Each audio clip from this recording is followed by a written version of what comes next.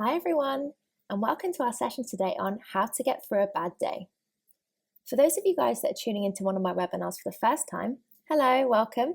I'm Chloe from 3C's Philosophy, and my dream is to give you guys the tools and techniques to build yourself a happier, healthier, and more positive life, which fits quite nicely with our topic today.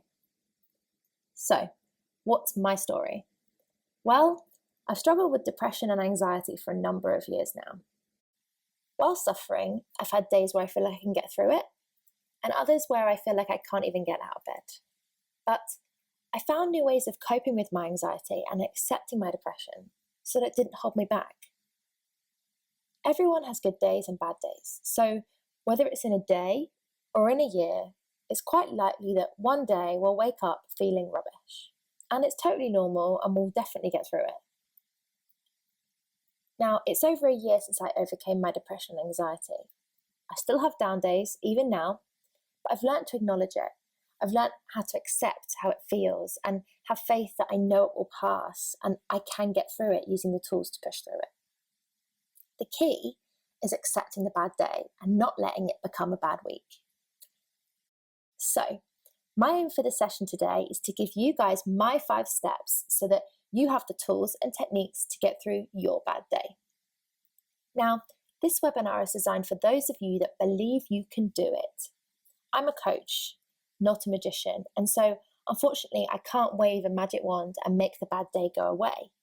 Only you have that power.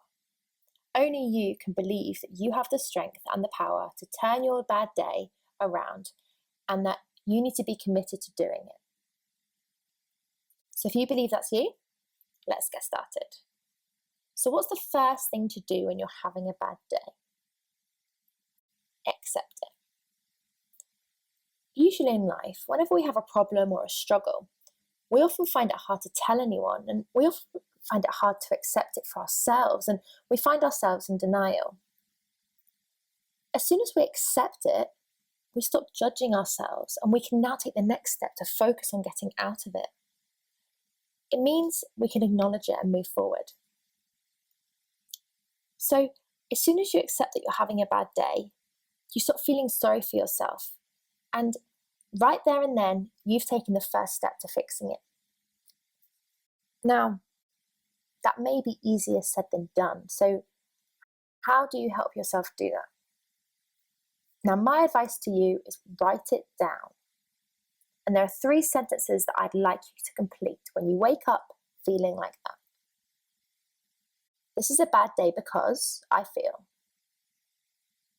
like this because I know tomorrow will be a better day because.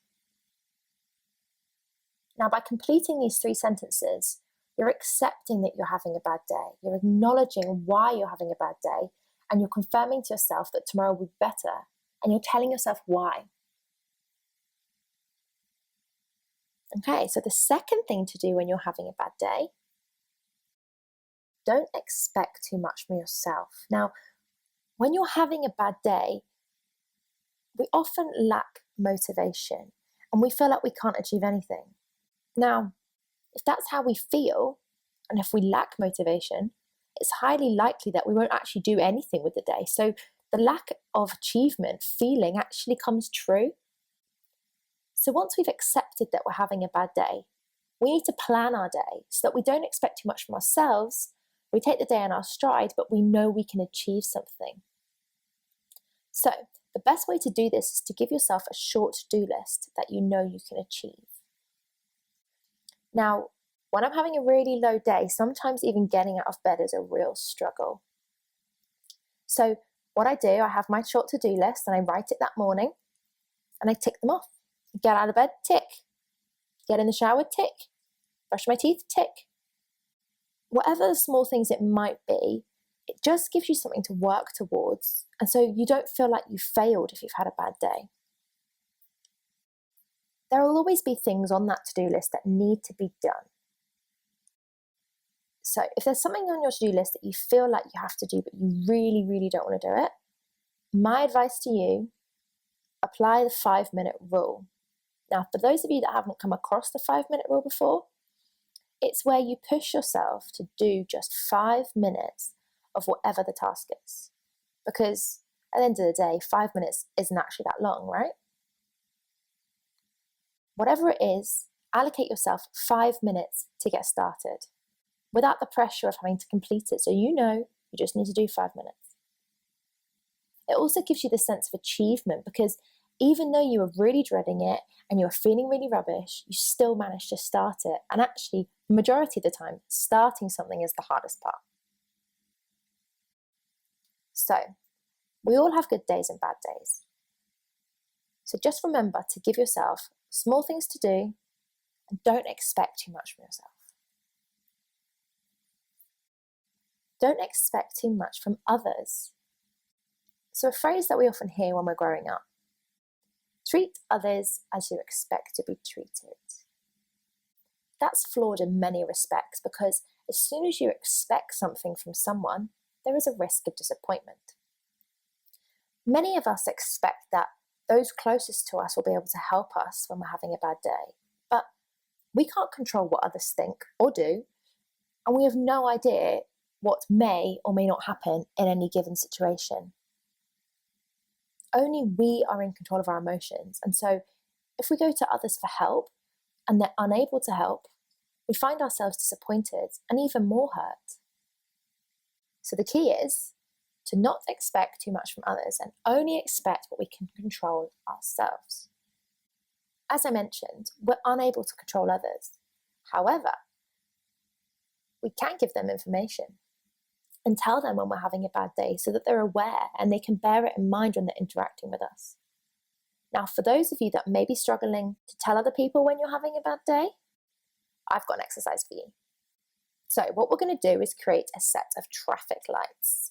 So find a place, however big or small, where you can put up a set of traffic lights. Now, what you're going to do is you're going to create 3 different traffic lights. One set when the red light is on, another set when the amber light is on, and a final set when the green light is on. And each morning, just put up the set of traffic lights that you're feeling. If you're having a bad day, put up the red traffic lights so that your friends and family and even colleagues know that you're having a bad day. If you're having an average day, put up the amber traffic light. And if you're having a good day, put up the green traffic light. This way, people around you have an awareness of how you're feeling, and this can really help when they interact with you. Now, the 4th thing you can do when you're having a bad day: breathe. Now, breathing is a natural bodily function that provides our bodies with oxygen, and it's crucial for our survival. There is something really powerful about the breath, and it can be so refreshing for our mind. So next time when you're having a bad day, just stop, take a breath, maybe even 2 or 3, and just take a moment to be in the here and now. Giving ourselves time to stop thinking and just focus on breathing gives our minds a break. And often we find ourselves being more productive and actually feeling a lot better because it's almost like we've cleared the fog in our minds. Sometimes you can just take a moment to stop and breathe, and it will help you get through the day. And last but not least, the final thing you can do at the end of your bad day: reflect. It's the end of your bad day, and it's time to look back. Take a look at what you wrote down when you first woke up, when you first wrote down your sentences of accepting your bad day. Was it really as bad as you thought it would be? Make a note of the positive things that happened during your day. It can be anything from a hug from my best friend, or it could just be, I finally finished work. Write down at least 3 positive things that happened in your day. This exercise is really powerful because it shows us that no matter how bad we expect the day to be, or how bad the day even is in the end, there is always something positive that we can focus on that comes out of our day that will make us feel better. And once we know what that is, when we're having a bad day, we can choose to experience more of it. So that gives you an idea of the things you can do to get through a bad day. And that brings us to the end of our session. I really hope you've all found this session useful today and beneficial in your wellbeing journey. Just remember, there are 365 days in any year, and this is just one of those days. So the key is focusing on this bad day and doing what you can to make sure it doesn't become a bad week. Thank you so much for your time today. I hope that you've enjoyed it as much as I have.